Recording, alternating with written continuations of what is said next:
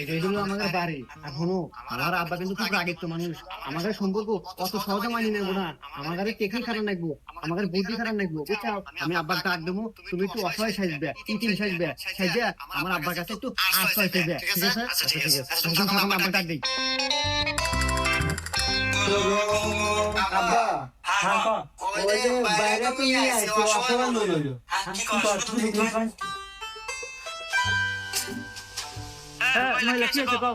ইয়ার কোনো আঙ্কেল, এই পৃথিবীতে আমার কেউ বেঁচে নাই। বাপ মা দাদা দাদি দাদা দাদি কেউ বেঁচে নাই। আমার থাকার জায়গাও নাই। আপনি বাড়িতে আমার কাজের বয়সে বলে রেখে দেন। আরে তুমি কি কও? এত সুন্দর একটা মেয়ে আর তুমি ওর নানা তোমার থাকার জায়গা নাই। আরে আমার দিয়ে কি মনে হয়? আমার মনে দরদ নাই। আমার মনে খুব দরদ আছে। আরে তুমি তো এবারে কাজের বুয়া থাকবে। আর তুমি থাকবে তোমার বউ আয়া। আসো।